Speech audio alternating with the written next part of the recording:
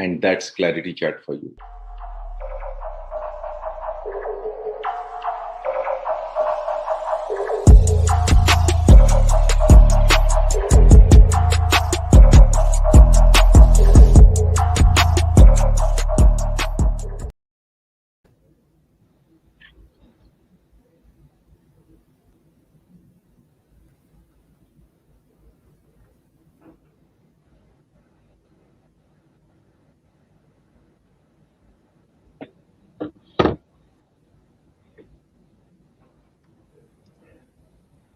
Hey, good evening, everyone. Welcome to this edition of ClarITea Chat. This is the 34th episode of ClarITea Chat. Thank you, all my audience from all over the world, for your encouragement as well as engagement. So, today we have with us Sudhir Kanvinde, CIO of the Supreme Industries, which is one of the country's largest plastic processors. Hi, Sudhir. Welcome to this session. Thank you for having me here. Yeah, cheers. Cheers. So, And as you can see, I mean, what you see behind Sudhir is not any virtual background. It's actually his data center. So he's sitting in office, working hard and taking time out for ClarITea Chat from his work. Thanks, Sudhir. So to everyone, Sudhir's experience ranges from Siemens, ILFS Transportation Infrastructure, G Entertainment, Ministry of Ports, and before joining this year. Now, our freewheeling chat with Sudhir will cover how he handled significant change management challenges in the IT transformation of Siemens, and more recently in the digitization of ports. For the digitization of ports, he and the team won the Digital India Award right from the top, from none less than the President of India. So he has some insider insights into road operations, courtesy his stint into ILFS transport infrastructure, and he'll share some, some stuff around FASTag and road operations. By the way, any one of you curious about how the government works, how digital India is, getting executed by the government at a scale that is India. Please bring up your questions for Sudhir.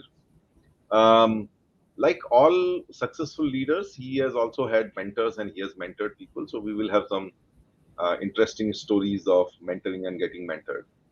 So let's get on, understand what his journey has been, the case studies and learnings in today's ClarITea Chat. As always, we will end the chat with a rapid fire round and then his reverse question to me. So, Sudhir, before we start talking of serious things, we have a fun start to our chat. Okay. Uh, so, you didn't go for the science stream after your 10th. Why was that? Yeah, interesting. That time there was stories about science being too much study, less free time. Hence, I wanted to take easier path, so decided to go for commerce. This was long back, like in 8, 9, 10. Okay, go for science because I was more concentrating on playing hockey. I was reasonably playing good table tennis, and I was kind of a prefer play game, and then it was not a very hard working or hard reading and studying, nothing like that. More focus was on playground because I stay at Shivaji Park, so it's just 2 minutes walking distance from my place. Hence decided to go for commerce, but in just 1 month I realized my inclination is towards science and especially physics. Hence, after Okay. 1 month, I was with Podar College. I spent 1 month over there. I went to my principal and I told that time, Ms. Sinha was our principal. I told her that I want to go for science. There was no science in that college, so I moved out of Podar College and joined science stream. This is how first 1 month commerce, and then and in those days, getting admission was not that difficult because there was no central admission or you need to submit online papers, your mark sheet, nothing. I got my mark sheet, original mark sheet, and went to another college, Kirti College, and got into science. Oh, that's interesting. In fact, I can connect with that a little bit. I studied in Sainik school till 10th, and when I came out of Sainik school, it was like a free bird because we came out from a very regimented routine. But then, Sainik school also meant that I knew all the sports, and I loved utilizing all the facilities in our government college. um, and while people are going for tuitions, preparing for engineering, I'm like out there playing TT or football. I think this was my science teacher who, couple of times he very sternly told me that, your father told me you're going to come for tuitions. Now this guy was actually running the IIT factory in the small Oh, town of Almora, and anyone who made it to engineering actually made it through his classes. His name was Mr. TP Joshi. We used to oh. call him TP Mata. And Hmm. TP Masab was our chemistry teacher, and he met me a couple of times in college, and he said, "Jagdish, your daddy meets me, and he asked me whether you're coming to tuition or not. What should I tell him?" Twice, twice he had to tell me, and then I started going to tuition. Started balancing, but very interesting. So, Sudhir, I really got inspired by your philosophy of keep trying your hand at new challenges, which has reflected in your diverse career. You've made some choices which normal people would not make. So we'll go through that, and I think I think the high point has been the award from President of India. So we will talk about that as well. So. I'll request my team to bring in that award pick. Let's get started on that nice note. Vinay, can you bring in the award picture? Exempted.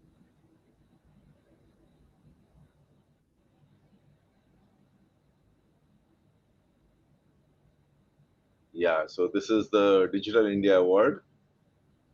Wow, Yeah, first time got chance to visit President House.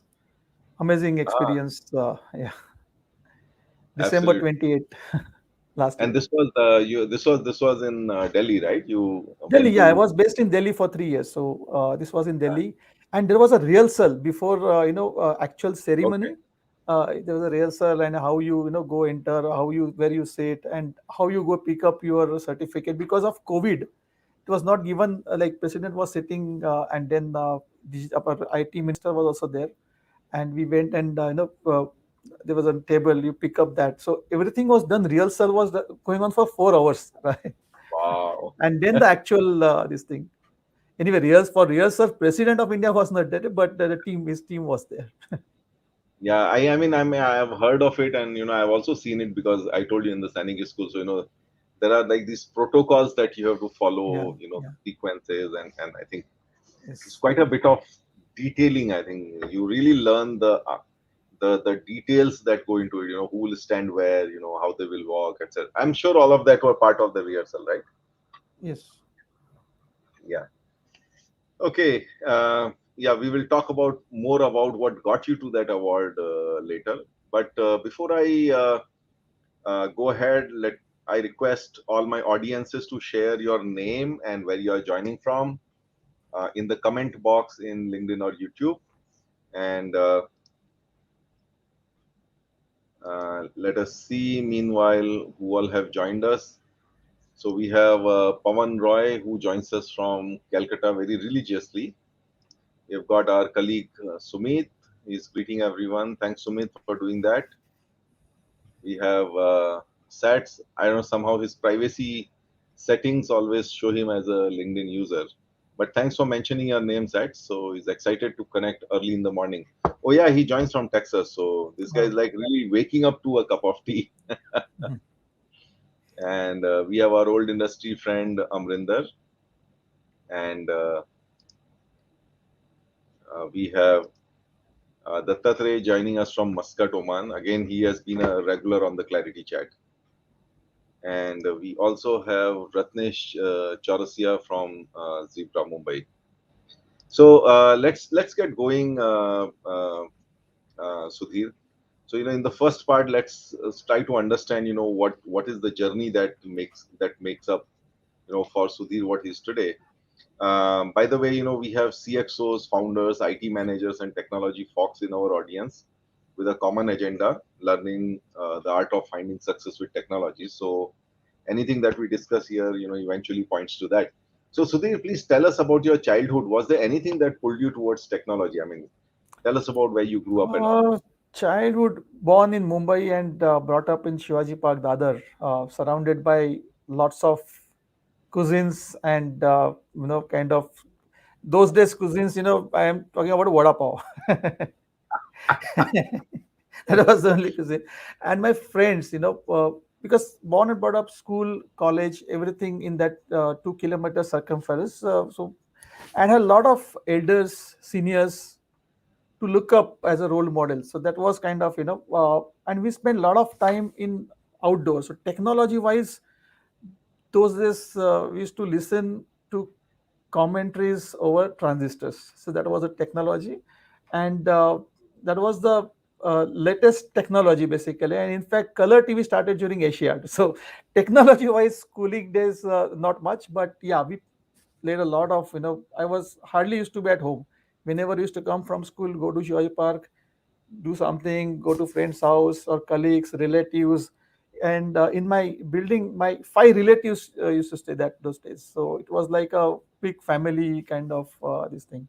You had a so unlike today's kids, you had a very very physical childhood, not so much of Absolutely, digital. absolutely.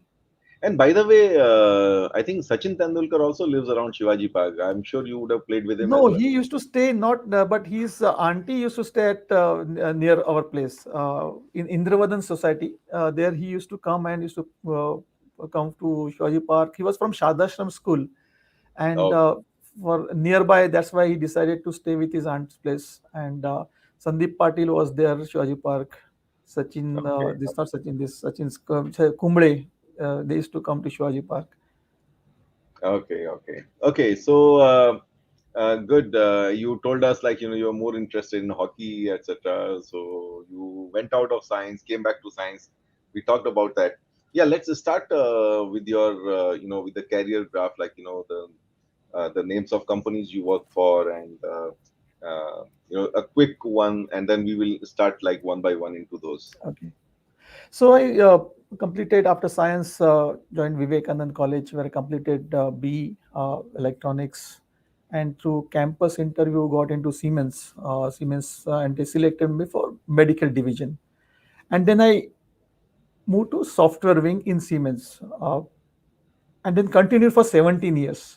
Like not, but at the same time I got chance opportunity to work in every after every 3 years to work in a different project or different environment, different country. So that's what Siemens gave us an opportunity.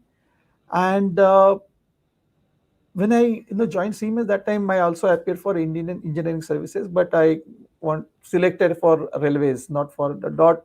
The department of telecommunication was my interest. Anyway, but I continued with Siemens, and then I joined Z Entertainment Limited. Z was our customer that time, but there's one CEO. I think he was CEO or president, Mr. Rajesh Jejurikar. So he offered me job in their CIO office, and I started with them. Moved my from other side, like from consulting to other side of the table. It was a fascinating industry. Lot of innovations we tried over there. Lot of for TRP, how to increase TRP, how IT can help building TRP, because Rajesh Jejurikar is more in branding. He's a even this XUV 500 is his brainchild. That's what used to say. Then after 2 years with Z Entertainment, I moved to ITNL, which is ILFS Transportation Networks Limited. There I worked very closely with NHI on smart transportation, because 27 toll plaza we used to manage, and that was direct under control of IT department. There were many revolutionary plans, uh, and very many technologies we implemented. I also gave a lot of suggestions to NHI during those days for FASTag. Uh, After 7 years with ITNL, I since during those days, I worked with a lot of IS officers, and came to know that Indian government, there are 40 kind of every year they recruit 40 joint secretary level positions. So I applied and joined Indian ports. Actually, I was selected for transportation, considering my transportation experience, intelligent tunnel control system experience, and moved to transportation ministry. But then ministry got split into two. One is road, and then ports, because they wanted more focus on port sector like ports, shipping, and waterways. So joined, I was transferred and became executive director IT with responsibility of digitalization of major ports. This is how I moved from private sector to government, and now back in with Supreme as in private sector. Yeah, I mean, reached a high, winning that award, and then came back from Delhi to Mumbai as well. I believe that Yeah, was yeah, of, yeah. of the Yeah. So wanted to come back. So this assignment is for 3 years, and then you can further extend for 2 years. But you remain joint secretary throughout your career. okay. But that was a huge different. It's like a big game. So, but at 3 years, I wanted to come back to Mumbai. That's why I decided and joined private We sector. have we have we have one deep dive into that Yeah. area Okay. later. Okay. So I think now let's start, like, getting a little deeper into this, and I think when you were talking about your Siemens Medical division, how you got in there. So talk us about that experience, and, like, with some, I would say, there's some messages around, like, how to identify young talent, how to nurture them, and all that. So just talk about your entire experience in the Siemens Medical division, getting there, starting from your internships actually. Okay.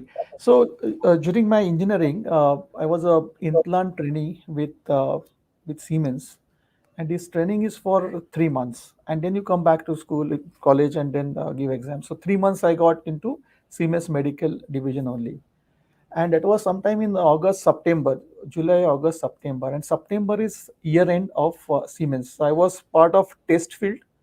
That's like a quality control and department, but they got a big order of radiotom machine those days, and radiotom is a surgery machines. Medical Siemens used to manufacture that in India those days in 90, kind of 92 that day. So I said, okay, I was part. I started testing, and there was a big order, and many of the workers said not possible to manufacture. So my boss told me, yes, if you could help us, we can. You need to complete 20 radiotom machine testing, and I worked hard. We changed, in fact, the entire lab setup, and started testing radiotron surgery on live voice soap. So that is the kind of those days. No, there was no phantom. Nowadays they use phantom. No, we used to those days live voice soap, and we completed, and then came back to my college and completed it. B so when there was a requirement in Siemens, my immediate boss those days, he called me and there's a recruitment. If you want, you can apply. And I applied and got selected in Siemens Medical division.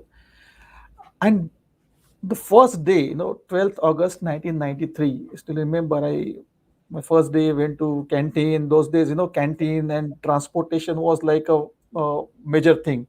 Nowadays, nobody asks, many few companies provide canteen and bus facility, because that SGA is not required anymore. I was told on the first day you have to go to Goa because we are starting one plant. So are you okay? I said okay, fine, Goa, and because Goa is my native place also. My native place is very near from Goa border. So I said I'm very happy. I can go to Goa. They gave me key set of keys and I went to Goa. So I was the first junior executive of Siemens transferred to Goa, and the first one employee, and then we hired other resources. I got chance, to visit Germany for training in '94. Again, it's a 1 year training period.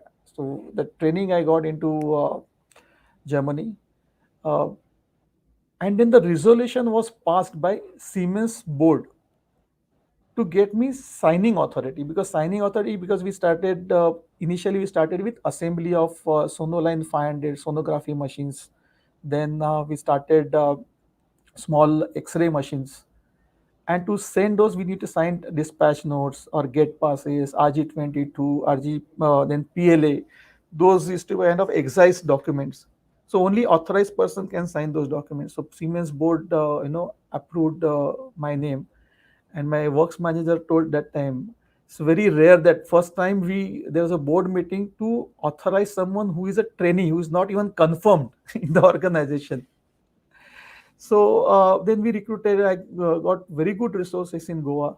We hired from Bambolim Engineering College, and we started manufacturing setup. My first job was to make sure, because that plant that time plant was in Thivim Industrial Estate, which is a small industrial estate, and there was nothing in that factory except AC plant, and we started importing some products, some kind of a PCBs.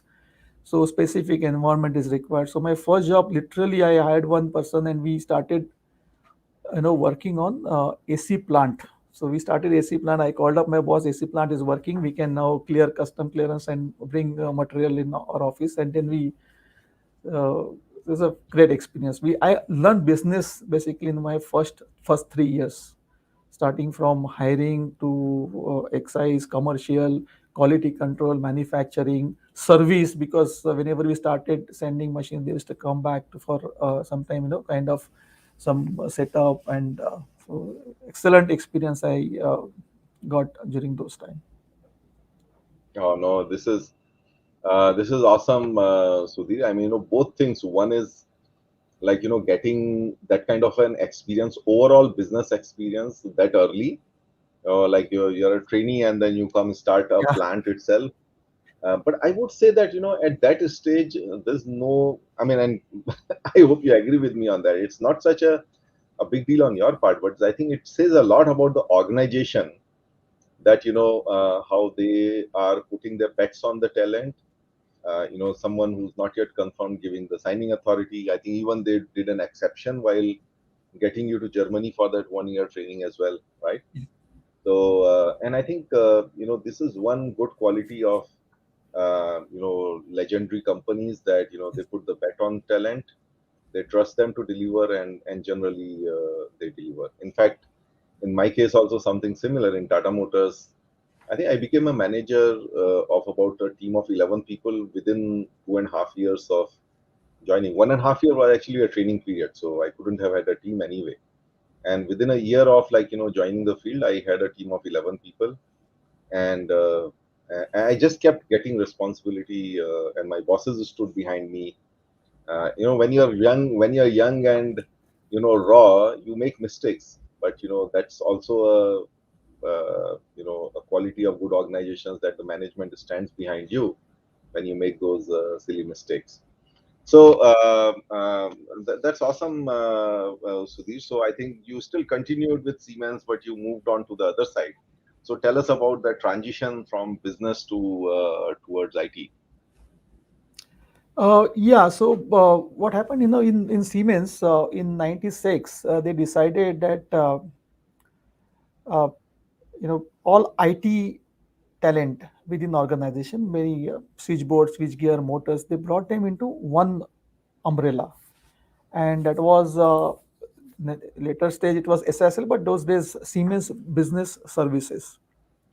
So they started one kind of a project of a central database, because those days in 96 used to have a multiple SAP systems. SAP for Nasik factory, SAP for Kalwa factory, then SAP, not only SAP Finance used to have a different server, then SAP at Calcutta. So decided to bring everything under one umbrella. They transferred those people, not only programmers or PLC experts, but also business experts, and formed a team. And we rolled out central database that was one ERP, one SAP for the entire Siemens India. And when that was successful, they the entire team, they moved to different locations. We moved to UK, then Germany, and then to US. So US also, what they did is used to have a multiple ERP systems, brought everything under one system, So you map processes, kind of, and moved entire that server into data center in Duluth, which is in Atlanta. So I was in Hmm. Atlanta. I continued there for 6 years. And in Atlanta, what happened is, after this project, they moved the entire data center to Germany. So what we worked in India of center database, that was actually a trial. And when that trial was successful, they rolled out for the entire world. Today, now that database center database is moved to Singapore, the entire Asia Pacific works on Singapore data center, entire US works on data center or servers located at Germany. So Hmm. Hmm. it was an amazing project, and this is how I moved from business, like in production planning, to IT, and I continued in the US till 2006, and came back. There was an opportunity in SISL, so I came back to India and was working with SISL from 2006 to 2011, and was handling non-Siemens customers those days. Okay. Okay. No, that's so that's awesome. That was your transition from business to IT, and then going big. Just one quick question: what was the biggest challenge?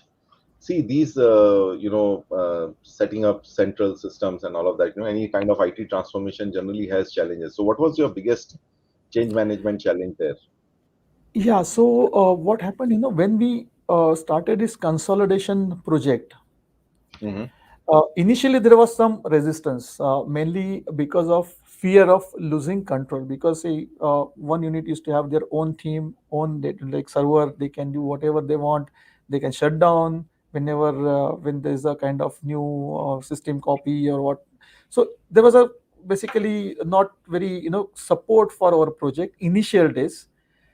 Uh, but that changed. The fear was about losing control. That was the whole idea, and however, we got excellent support from management, and those who were not supported, for this center database project, were moved out and given some different role in the organization.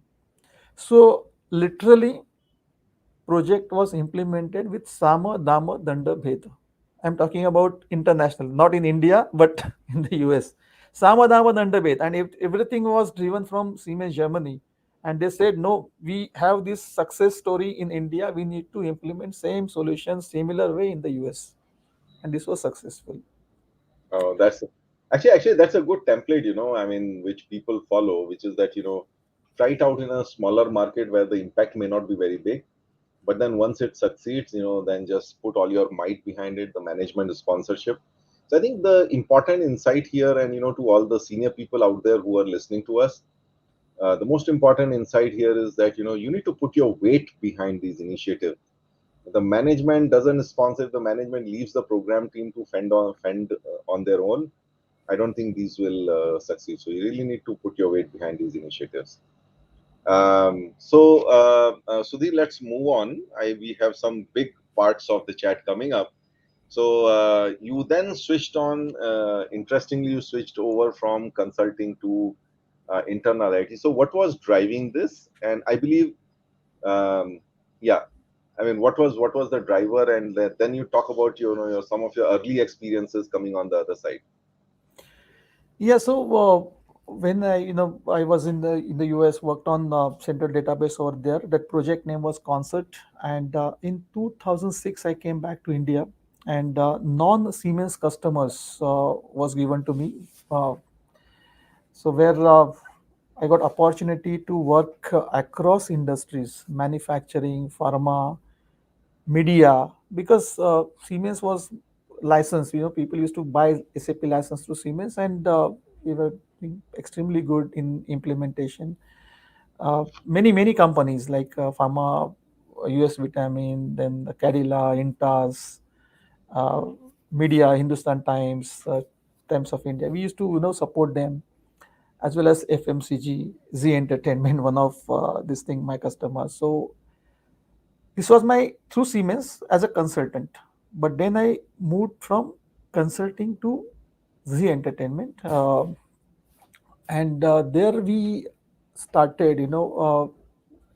We plan to enhance system IT innovations. Huge content was there. How you can place that content or find content. So we worked on those projects. As I mentioned, Rajesh Jejurikar was a kind of brain behind again branding over there, and so we implement a But lot of yeah, please. it just slipped my mind. You told me that you didn't have an option. I mean, Rajesh pulled you into Yeah, so all and those then so consult. because I was consultant there, right, through Siemens, and it was not allowed. It was legally not allowed. But he spoke with our management, and when Rajesh called, people nobody was In fact, I was relieved immediately. And surprisingly, even for last 27 years, I mean in industry, I have not switched many jobs, but 17 years in one company, 7 years. But there's no lag in between. Whenever I leave, move to another the next day, or maybe on Friday and then Monday. So I have not got chance even to take break and relax. That people say that when you switch, that's a honeymoon time, but I have not got chance to enjoy that. I know, So I know. I can understand that. So yeah, so let's so that was the G entertainment, and now we come to the the interesting one, which is about ILFS Transportation Networks. So tell us about that story. You spent a long time there. Yeah. So talk us about some of those. yeah, very very interesting project. We worked with when I was with ITNL. We worked on toll plazas, automation. When FASTag came, FASTag we told NHI we can implement such technology and very useful, but we need cheaper solution because if you go to US or in Singapore, they have a OBU, the on-board unit, which costs around 5,000 to 8,000. If we implement in India, we wanted something very cheap solution, and this RFID solution successful. But initial days what happened is uh, the issue was with infrastructure, because whenever you implement any project or any digital transformation, you make sure that your infra is strong, your network is should be strong. So this was kind of not done initially, but then there was a mandate from NHI, every lane should have a uh, good fiber network, certain bandwidth, and they started collecting in command and control center. So this was got chance to work with NHI. I given presentation. I have interacted with him couple of hours with NHI chairman those days, and then I also worked on tunnel control system, because those days we got order for two projects. One is Chenani Nashri tunnel, which is in Jammu and Kashmir. Uh, it's the longest tunnel of India, with 9.5 kilometers, and overall it's a 14-kilometer stretch. And because of Chenani Nashri tunnel, uh, the transport like road communication from Mumbai, from Jammu to Srinagar is for all 12 months, all weather tunnel, because otherwise Patni top में होता था snow, तो फिर road बंद, then you have only option of going through Ladakh, so it's a long tour. So it was an ambitious project, and worked on many systems, there we used to have a smart cameras, X-ray scanners, because considering a security, we install X-ray scanners. At the same time, those X-rays should not be a very hazardous X-rays. Then feeding data, a lot of artificial AI-based cameras, speed monitoring devices, uh, fire control, then and everything was connected through SCADA. So during those days, I also got one excellent opportunity, and that of preparing one memorandum of like MOU for one tunnel control system. And I got chance. Now I was part of CII delegation which visited Israel just before Prime Minister visit, and many MOU signed, many like for farmers related or farming related, technology related. But one tunnel control system was with. I was part of that team, and excellent experience I got over there, and we.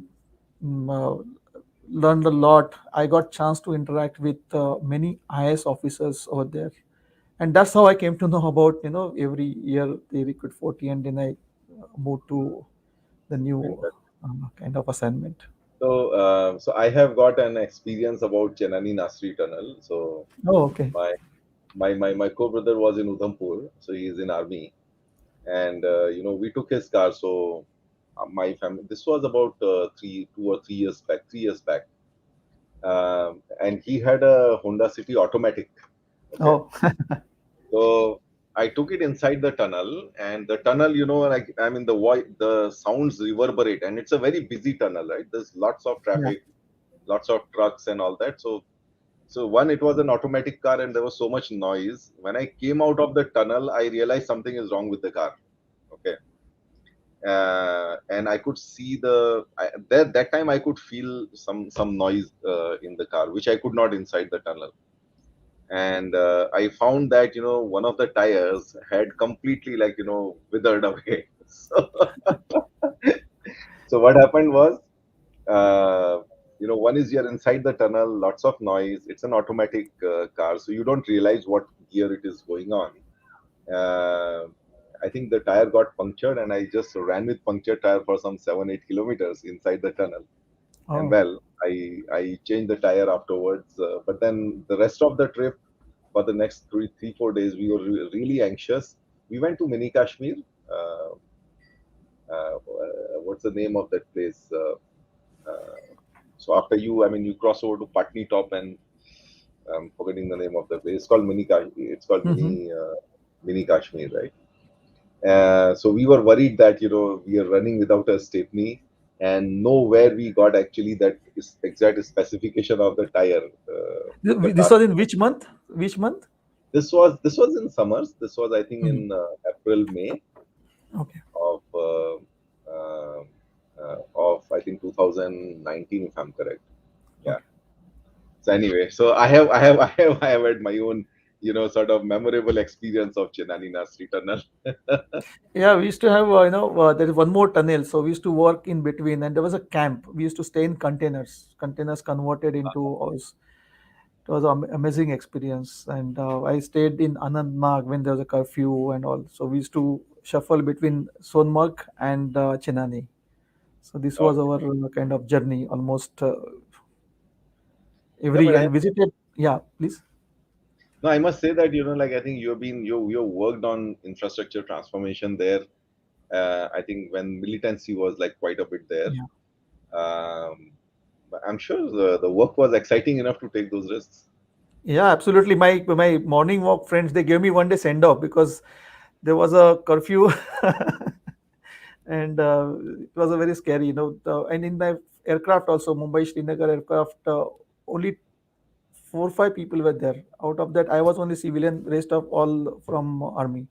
So this is how visited to. But it was a fun. It was exciting journey. I mean, I can see that, like, I think right from your stints, right from your first stints, you have been, like, working on transformation, like, pushing the envelope, bringing in technology and all that. So that's really interesting. So let me move on.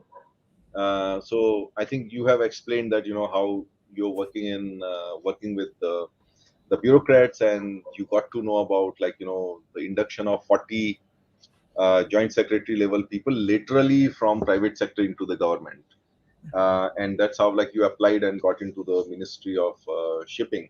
So yeah, tell us about what was the mandate, and how was life different from two three questions, which I think all of our audience will have for you, like, how is life different between private sector and public sector? I mean, can governments really change? Can people working in the government really change? And I mean, how real is the digital India? So I have three questions for you there.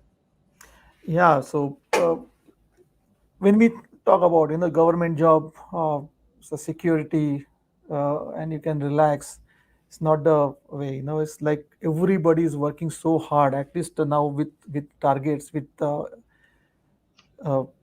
I have attended, you not believe, I have attended meetings on Saturday afternoon, Sunday afternoon, Niti Aayog used to because Niti Aayog was driving uh, all these projects. Whichever project is beyond say 250 crores and some 500 crores above projects are directly monitored by them. Though it's under Ministry of Shipping or Ministry of Transportation, though they conduct review meetings. Minister used to conduct meeting at 9:30, 10 after Parliament session also, and they used to tell us go for walk or something, and then we'll come back, we'll assemble, we'll uh, and I sometimes I'll tell you, I have taken work home also. Means many times every weekend we used to carry. Only thing is they have a lot of processes because the taxpayers' money you cannot spend the way you want. It's like in private sector you go take approval. Maybe you have some workflow or project system implemented. You click and then as per approval you get approval or you submit budget. Here it's like an infinite game. There's no end. I'll tell you one my when I was with media, we moved our data center to we co-located our servers, and I was very happy that I moved 14 racks, and I was like proud. I have some. That's now everything is working fine. Here in first 2 months, I we moved data center of shipping 163 racks. Wow. Can you imagine the 163 racks? That kind of an impact and. So target given was for us was ease of doing business. That was a target. Now you identify technology, you discuss with the port chairman, and get what is their pain areas. Work wise, tremendous work.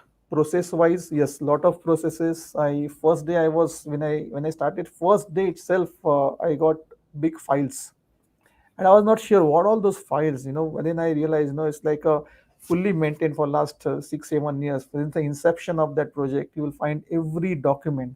So you have to read a lot, which is not in private sector where we read contracts, we read SOWs, but here the entire flow, entire from commercial approval to technical approval. There are multiple committees. Those committees give recommendation. Then there is a back and forth. So when you even if you want to implement a small project, there's a lot of communication, lot of documentation. That's kind initially I was little kind of. Then I realized because of taxpayers' money, we need to make sure this is. But now a lot of changes are there. There's a e-office, so everything works through e-office. There's nothing like and then documented is taken earlier. File गायब हो गई ऐसा कुछ नहीं है. Everything in central government is well managed now, well properly, and lot of efforts for digital India. Every we started one project. I think we'll talk about that. So that project we started much before COVID, and that helped us a lot during this pandemic. So work wise, lot of work. So people those who are not working, they are not working even in private sector or any small industry. But there's a huge work. It's an infinite game. That's what I can say. Government is an infinite game. Nothing is. And impact is also big. Now it's like very big impact. You solve one small problem. We brought this uh, birthing whenever ship enters, and then there's a birthing. Even earlier birthing meetings used to take place. We brought this birthing online. We know exactly with VTMS, vessel tracking management system, we know exactly when ship will come to port, what time birthing is required, what material is there. Accordingly you give time slot, you save logistics. India, what we need is save logistic costs. If we manage to save now because of this pandemic, and then there is a shortage of containers, logistics cost is going up. But in long run, the lot of efforts taken by government to reduce logistic cost. Yeah. So Sudhir, I think you talked about impact. So let's quickly talk about this. The port digitization system that you efforts that you undertook. So just give us a peek into how are ports different in the last few years So from a technology point of view. yeah, so my project was all 13 major ports, and initially they asked me to start with uh, reduce cost, reduce manpower, so that we can efficiency will go up. So first step, because of my background of ERP and all, we started ERP implementation for 6 major ports. Those are Mumbai, Kolkata, Haldia, Paradeep, and Kandla. And when we started this project, we realized there are around 1100 processes, because every port was having a different process, and people used to get transferred also. Like now, also people from Mumbai, traffic manager goes to Kandla, Kandla goes to. So whenever they used to change their location, new process, new kind of, So we decided to go ahead with one ERP and brought down 1100 processes into 263 processes. That was the one thing. And then also digitize all old documents. Calcutta port is 100 and more than 100 years old. So imagine the document is everything. We started lakhs of documents we digitized, and now we are getting a lot of kind of information out of it. It was nobody was looking at. Now it's because of indexing you can get those details. Then I was told to reduce. One port chairman told me, I want to make sure in one click I want to find out my container, because it's a huge time consuming job. Whenever there's a custom clearance, people used to go and find out container location and this and that. So we implemented differential GPS with AI based cameras, so where the camera takes picture of whenever when you pick up container from ship, immediately that profiling is done. It's like an Aadhaar card of that container, and then Aadhaar card is stored in the database, and then all those cameras, they search whenever you want container details. You immediately they give Aadhaar and location where you have kept. So we implemented that. It was a well appreciated. Similarly, when we send consignment through sea route, there are 27 touch points. So we converted not all 100%, but many, like 20 touch points we brought down into electronic interfaces with API integration with custom, API integration with other human resource this thing servers. At the same time, as I mentioned, birthing was done. So lot of those touch points we brought down, which helped us a lot in basically during this COVID. And dashboards were generated. How much is the container? So we prepared one dashboard. That dashboard, that was my first, it was a Prayas dashboard, shipment dashboard, and that data goes to Prayas, and Prayas is monitored directly by PM office. And I can show that sometime when we meet that link, how that is done, because I'm still part of kind of working with them, giving them support. I was part of Vision 2030. We prepared Vision 2030 for logistics sector, and this is how kind of huge work done, and that was well appreciated by No, no, the Asam, I government think, also. yeah. So I think like some takeaways that I can think of from as I reflect on what you just talked about. So one is that I think I always believe that everyone wants to do a good job. So whether it's people in private sector or government, if there is a vision, then people align to it, and they put their efforts and weight behind it, and which is what I think seems to be happening. That when the prime minister himself is leading the whole agenda of digital India, and and there are tangible programs. Niti Aayog is doing their bit, and then it's the whole bureaucracy, which is bureaucracy and people in the government who are basically getting excited by that agenda. So that is something that I see. I hope I got it right. Yeah, yeah, and then though they know, because these 40 people they hire or they get from industry, when they started with Ayushman Bharat, it's a different. You need an expert in insurance. So that's how they started hiring, and then they realized that people coming from industry will definitely help. Salary and everything is nowhere, means like nowhere compared to private sector, but the satisfaction is tremendous. That's what I can say. It's I think I amazing think satisfaction. I think the impact you are able to make, that is Yeah, tremendous. yeah. I think the second takeaway that I have, and again, something that I believe in, is that the role of IT starts with processes.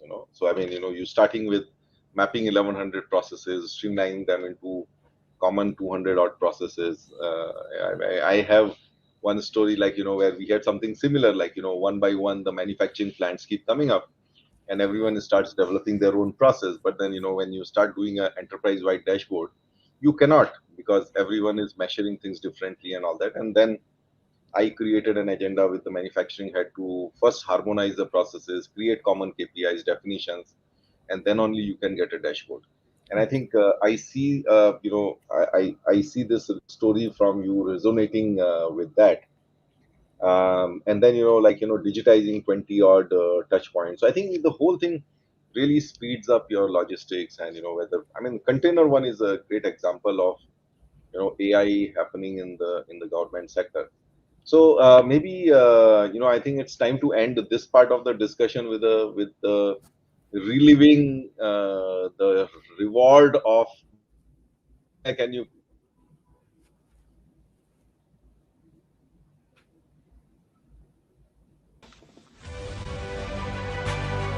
Exemplary product award, minimum government, maximum governance, और वो भी digital. Digital को हमारी governance की अनोखी strength बनाने के लिए आपके बनाए हुए एग्जेम्पलरी प्रोडक्ट्स जिनका नेशन वाइड कार्यान्वयन किया हो, उनके नाम exemplary product award. Platinum Award goes to Port Community System PCS 1X National Maritime Single Window IPA MOPSW. ये एक cloud based new generation technology है. It has tripled its user base and significantly reduced the turnaround time of customs. और ये सभी winners हमारे साथ दिल्ली से जुड़े हुए हैं.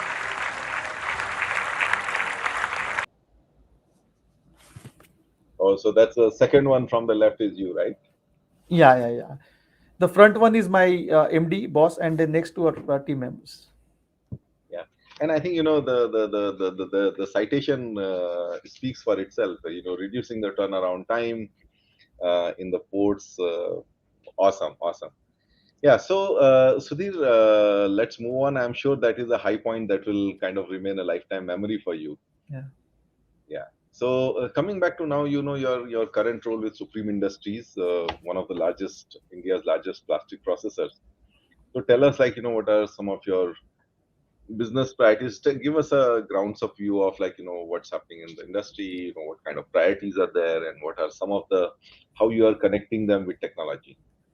Yeah, so now we have here 28 manufacturing plants all over country, many depots, and the key IT initiative going on in Supreme are SD-WAN. We implemented first because before going for digital transformation, want to upgrade infrastructure. So we are on now SD-WAN.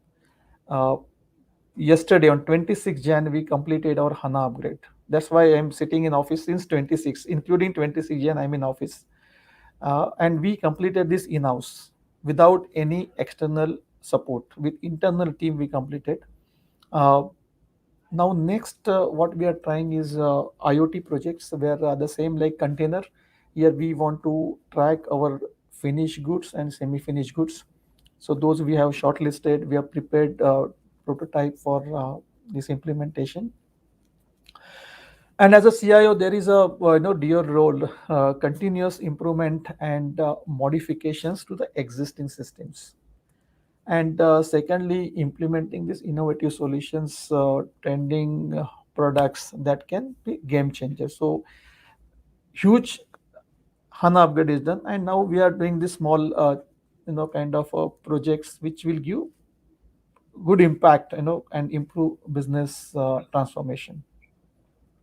Okay, so This I is think I so. think yeah. So starting with the infrastructure upgrade. In fact, Yeah, yeah, yeah. I remember when I was doing the first time I was doing the digital transformation. Actually started from the same place. Look at your networks, because in digital transformation the data that is going to be carried by your networks is going to be multiple times, so you really need to strengthen that part. And then then comes who are the systems which will be processing that data. So your ERP systems, your data centers, and then putting your bets on innovation. So at this point, I think we are a little bit away from the close, so we'll probably extend it by maybe another 5-7 minutes, which generally happens given the how we get No, no absorbed problem. in discussion.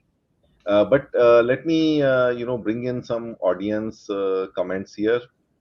So we have Again, I'll start from where we left the user comment. So we have Rajshekhar from Bangalore, and we have a comment from Amarinder says that he knew about the love of cricket and admiration of Sachin, but didn't know about hockey and table tennis. Well, I think the ClarITea Chat brings out these dimensions. So I'm sure Amrinder, far more about our guest by now than you knew before, right? And so we have Amish Srivastav from Codenext Delhi. Oh, We okay. have do you know him? We are working with them on one of shortlisted IoT project. Ah, awesome, awesome, awesome. So Yeah. they're following you, Sudhir. So we have Sridhar from Service Plug Bangalore. Um, and we have somebody from CIS. I know what that means, but I was in Tashkent last week. My last ClarITea Chat Oh, was from Uzbekistan, Tashkent. So I did have some participation from CIS. We have another regular here from Bangalore, Nitin Harne. Yes, and we have our good old friend Vijay Sethi. He again, attends a lot of our ClarITea Chats. He has been a regular here. And by the way, he was the first guest actually. I wow. started. I have listened to Mr. Sethi also a couple of times. So then we have some appreciation coming from Sumit Raj saying 360-degree career dimension, starting from operations to CIO. I mean, I want to dwell on this like for a minute, Sudhir. I mean, I have seen that many of my guests here, they have really either they started from business, they started from operations, or they have been very, very close to the business operations. Like, I think one of them, Asha, she was like throughout in IT, and then she deliberately took a break and went after seeking business roles which will have nothing to do with IT. And then she Yeah. came back to IT and and was a much better leader. So I think keeping connected to operations, having a real genuine interest or a grounding in operations definitely helps. Of course, like my 7 years, first 7 years were in business and operations, and that really gives you a better appreciation of what kind of problems you're trying to solve, right? So then we have another colleague from Jabra, Dinesh. So now we have a question. So the Dattatray Phatnaik, have you ever come across with any kind of disagreement or debate with CISO while offering IT functionalities as a CIO? So over to you, Sudhir. Yeah, this happens actually. Uh, CISO should not report to CIO. That's what I see, because then this disagreement happens because CIOs want to implement many projects, say for IoT projects, and even if CISO is not may take objection because of staging server or edge computing servers. How we can uh, restrict any. So CISO role plays very important in any IoT projects. That's what I say. And disagreements are the disagreements also are very common when we start any project. Best step is to understand, try to fulfill all requirements, and at the same time, most important is understand business requirement. Expectation management is important, and if both CIO and CISO, when they agree with expectation management, I think we can uh, go forward. Yeah, I think one of the discussions, just to chip in here, so the one of the discussions I've had with my CISOs is that you cannot eliminate risk, right? You Yeah. can only mitigate it, you can only manage it. So I think the discussions have to be more around not key that we don't want to take any risk, but yeah, what, let's identify the risk, acknowledge it, and let's try to mitigate it by bringing in some controls, etc., etc. So we have a couple of more people, our CIO friends here, Mayank Bedi joining from Bangalore, and a good friend from joining from Muscat, Oman, which is Bhupendra Pant. Bhupendra, good friend of mine also, yes. And then we have a question from a very good question for you from Amarinder. What can private sector learn from government?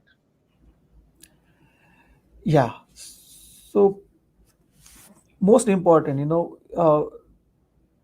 when you start any project, with this IT project or any infrastructure, no, I'm not saying IT, but any project, if that is successful, whether it's in government or it's in private, that directly contributes to your country's GDP. And we need to make sure that project timelines are important. There are incentives given in government. If you complete project before time, there's a incentive given. So that incentive part needs to be there. And because private sector, what happens is we get approvals pretty fast, but study is not done. While in government, sometimes study is so big that project bazu mein rehta and then only study. But now there's a control, there's a monitoring. That too many people are monitoring. There are audits. So that's why we need to make sure that processes what government follows, we need to follow in private sector also, and consider every penny as you are contributing to to GDP. I think that we should learn from government projects. Yeah, I mean that's a good perspective I got from you here, Sudhir. That in government, taxpayer money is important, and a lot of your processes are there to protect that, or like to make a good use of that. I think here, we should also be looking at shareholder, any money that we spend as shareholders funds, which are like we are a Yeah. custodian of that, not really like authorized to spend it in whatever way. Okay, so Sudhir, we are like towards the end of the chat now. Okay, uh, the one which I don't want to leave here is the one which is about your mentor's story, like the whole difference between made in India versus make in India. So why don't you tell us about that? Yeah. So when I started my career, that time with Siemens Medical, Siemens Works, Mr. Bagul, he was a works manager. He's no more, but he gave a good guidance for me. And during he told me during his earlier days, he used to assemble medical equipments with Siemens Medical, because those days there was a lot of restrictions because of Siemens was not allowed to export from Germany. So they used to assemble and put medical equipment assembled in India. And his dream, when he told me that tomorrow you are going to Goa and make sure that the plant is successful, so that I want to see Make in India. So Make in India, I heard in 93 August, on 12th August, because 13th August I traveled to Goa. On 12th August, he told me that he wants to see and he will come for inauguration of first, when we roll out the dispatch CT scanners. He himself will come and he wants to see that Make in India label, Make in India or Made in India Siemens Goa plant. So that was kind of he told me, and I still remember. It's always in my mind. Whenever we do something, we should contribute to our nation also. Absolutely, absolutely. I think that subtle difference. I realize that you can actually get components from everywhere. Assemble it in India and put a made in India tag. But I think the real fun and the real contribution is like when you actually make in India itself, and right? and he actually he taught me that you have to look beyond just completing your task for the day or for a month or a year. There's always a bigger picture for a greater good. So this sentence is always in my mind. Yeah, yeah, absolutely, absolutely. We just need to always connect to the bigger picture, right? In fact, just I think last week or earlier this week, I posted a video which was about like how not to get into a rigmarole of your job. Like the job bores you. It's always, if you always keep connected with the purpose of your role and where it is contributing to the company, you will never get bored in your job. Anyway, so coming back, Sudhir. So let's now start our interesting round of rapid fire. Okay. No. Um, Now you got into IES, Indian Engineering Services, but you did not join. Why? And do you regret it? See, I appeared for IS, and that is after immediately after my Indian engineering services, and I was aiming for Department of Telecommunication, but somehow I got selected for railways, and first my location was Lucknow, and those days railways was not very kind of high tech ministry, and I was with Siemens.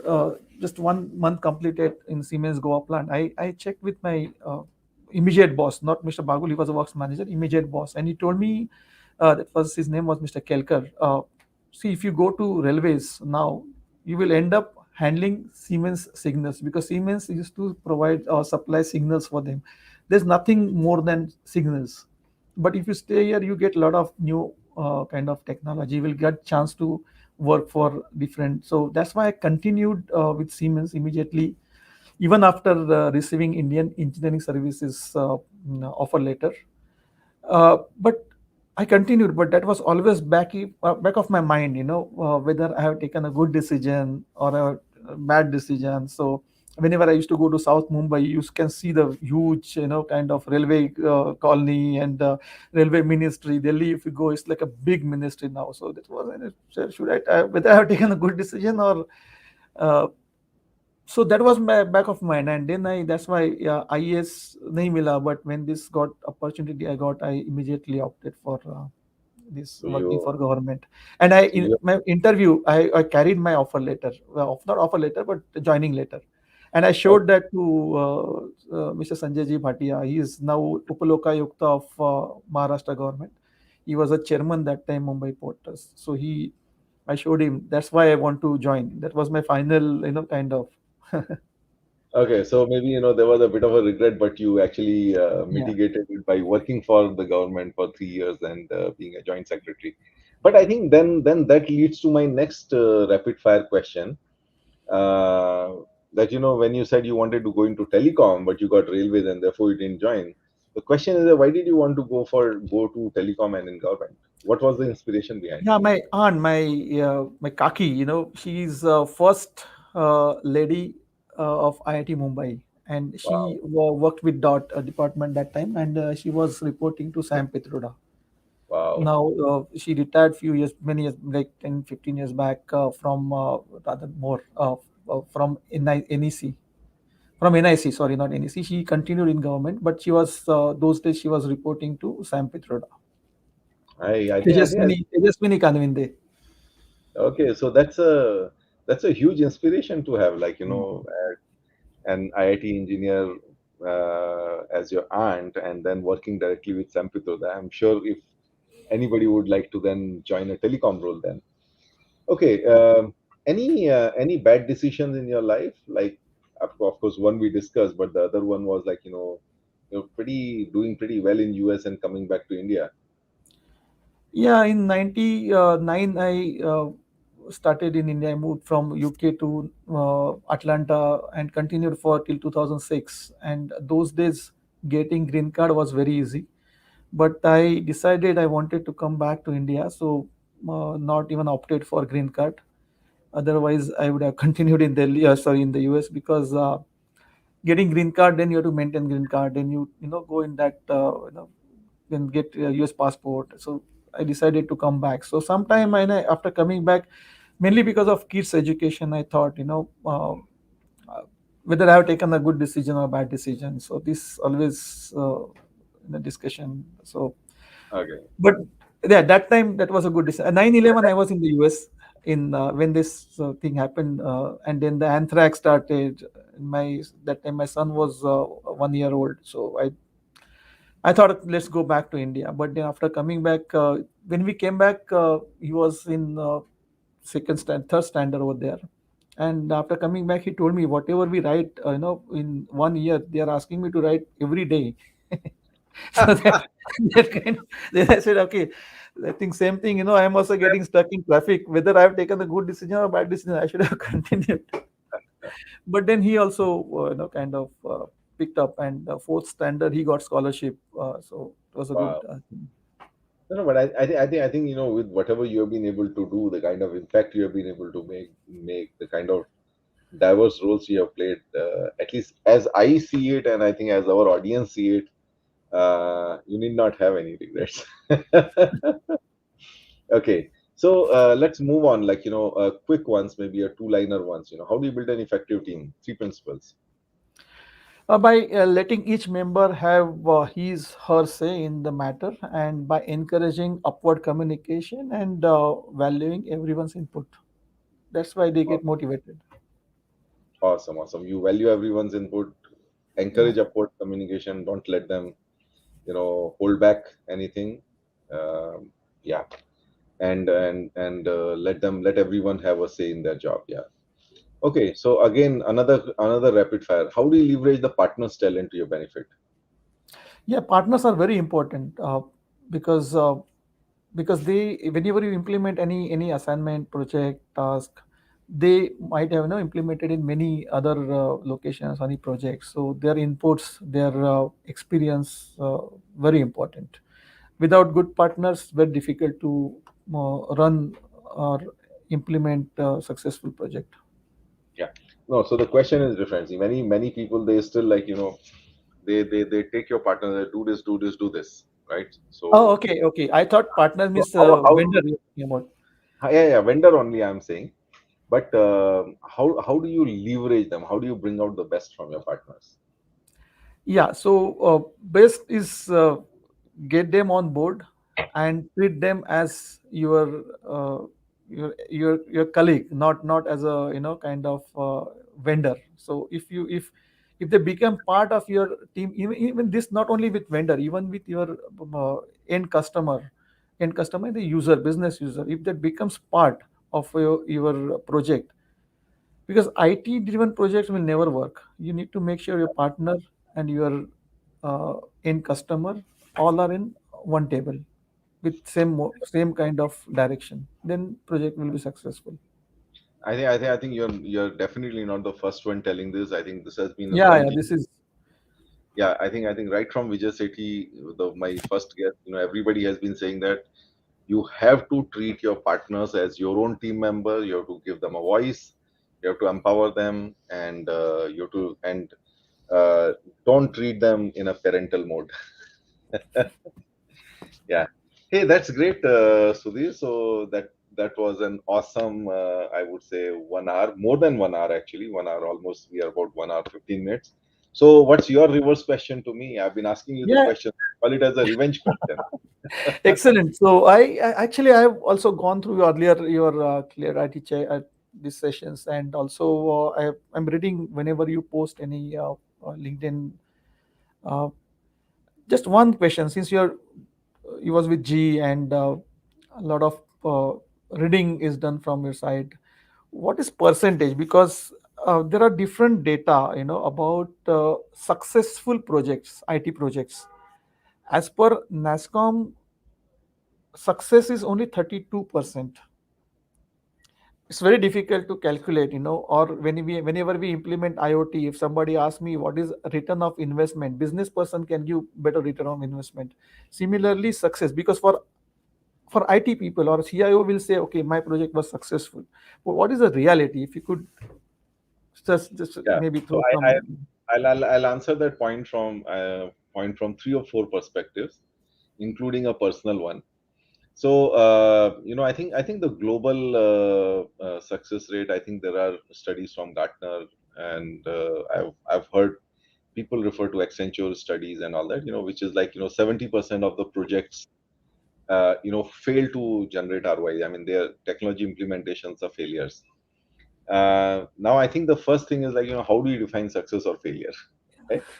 So because I have seen projects where which have got deployed, and technically they are like successful, signed off and all that, but they don't really generate benefits for you. So that figure is 70%, which is close to what your NASCOM figure is.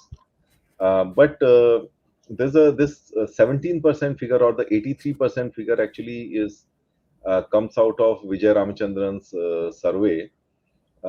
He did the survey in 2020 when I think he surveyed about 180 Indian organizations, and it was more a perception based survey, which is like asking CXOs whether are you getting the ROI on your technology implementations.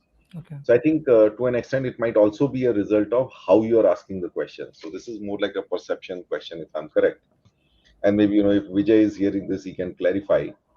So that is 17%. And when he first started this survey in 1995, the answer, I mean, the percentage was 87%. That means 87% people were not getting the ROI.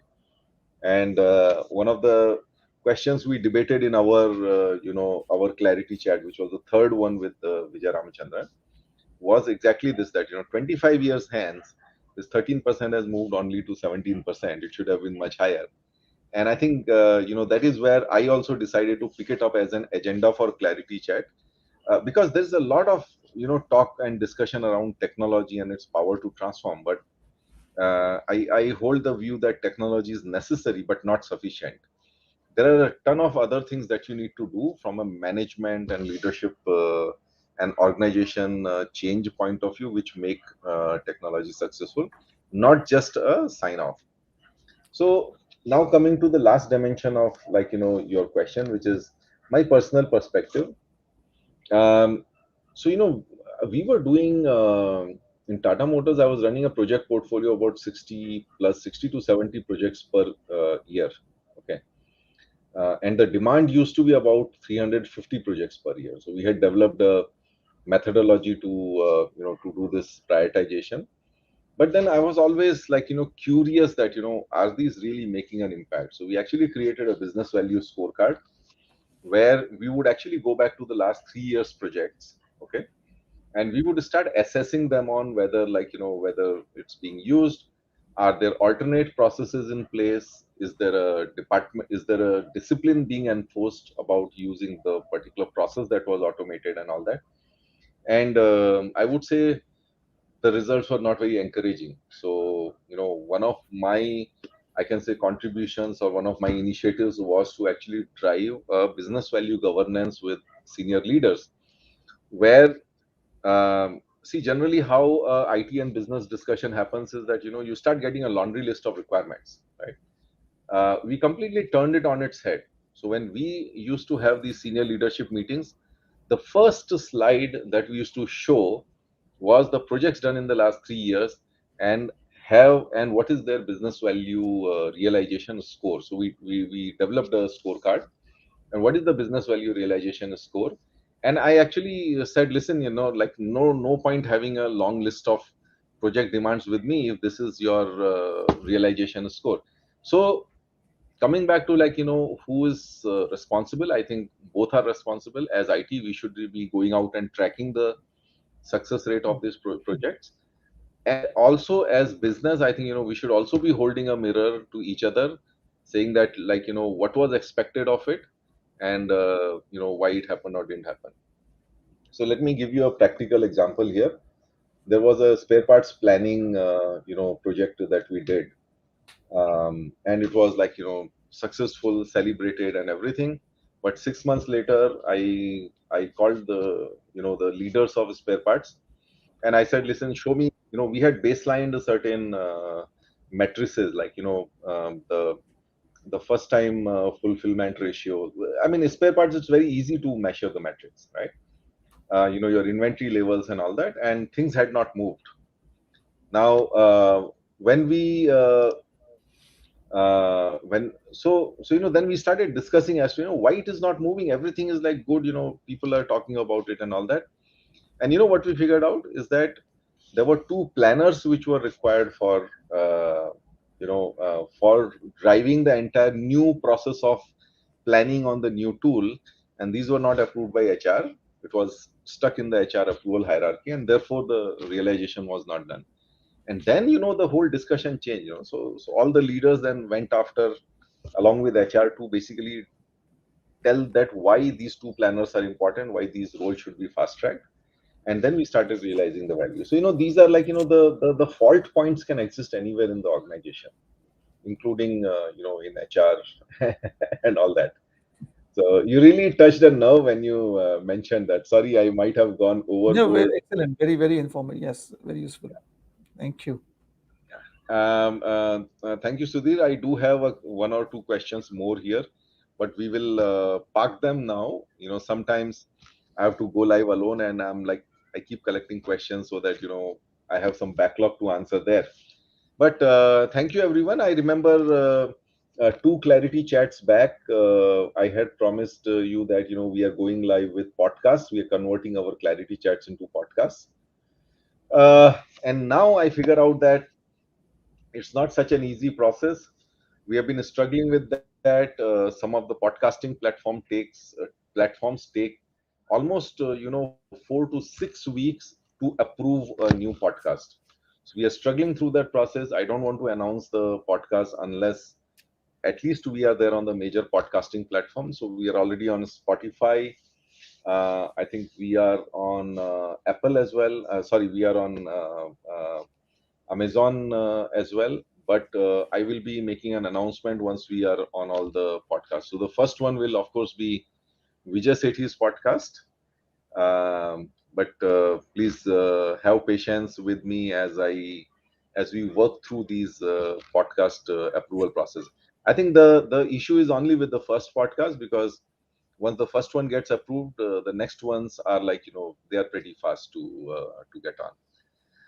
With that, we come to the end of this chat. We are almost 20 minutes over. Thank you everyone for the patience, and thank you Sudhir for staying in office this late on a Saturday. Thank you, everyone. Thank you, Jagdish Bhai. Namaste. Thank you everyone. Bye bye, and we'll see you in the next Clarity Chat next Saturday, 5 p.m. India time. Bye bye.